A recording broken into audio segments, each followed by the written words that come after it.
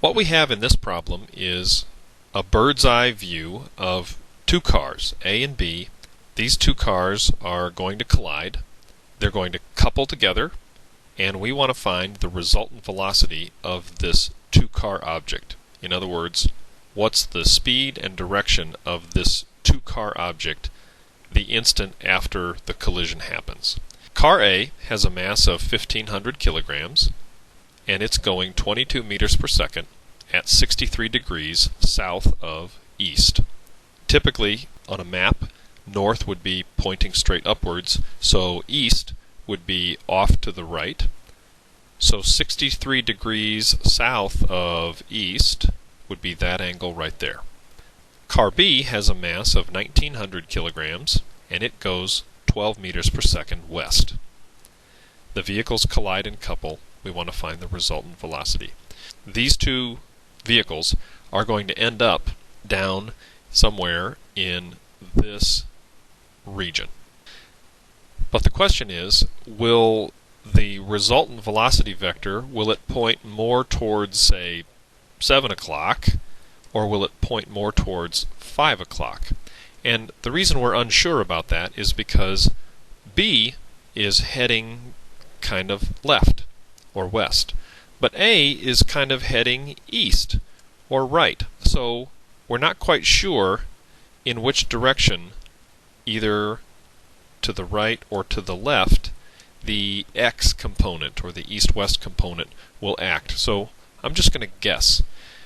Let's sum the momenta in the X direction before and after the collision first, and of course here X, I'm meaning the east-west direction.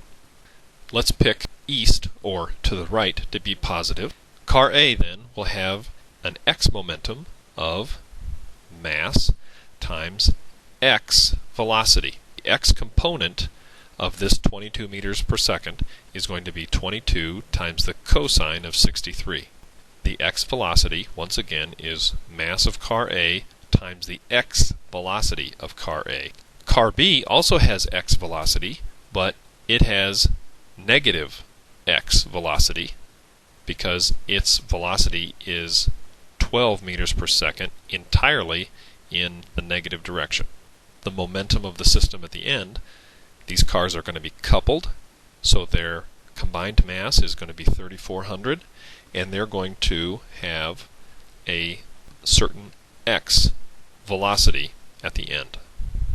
The law of conservation of momentum says that those two things should be equal. So we're going to type out what we get on the left side. That comes out to be negative 7818.3. We're going to bring the right side down, divide both sides by 3,400, and we get VXF to be negative 2.3 meters per second to the right. In other words, 2.3 meters per second to the left. So if you look not quite in the middle of the screen here, this vector that I drew, clearly I drew it wrong, and it needs to point more in that direction. Okay, so far so good. Let's tackle the Y momentum. The Y momentum is a bit easier to find, and that's because only car A has Y momentum. Car B, its momentum is entirely in the X direction, specifically in the negative X direction. Since car A is generally heading in the southerly direction, I'm going to make the south to be positive. In other words, going down is going to be positive. The initial momentum in the Y direction is equal to the mass of car A times the Y velocity of car A, 22 sine 63. The final momentum in the Y direction will be equal to the combined mass of cars A and B times the final Y velocity. Those should be equal, according to the law of conservation of momentum. Divide both sides by 3,400, and we get a Vy final of 8.65 meters per second south. So, on the previous slide, we found that after the collision, the combined mass will be heading 2.30 meters per second to the west. We now have found that that combined mass will also be heading 8.65 meters per second south, so the resultant velocity is that vector right there, which we can use the Pythagorean theorem to find to be 9.0 meters per second, and we could actually find that angle using the inverse tangent function to be 75 degrees south of west. Final thoughts on conservation of tube D momentum 2. Not only is total momentum conserved in any collision, but the components of momentum are conserved as well. In equation form, we have these expressions in yellow.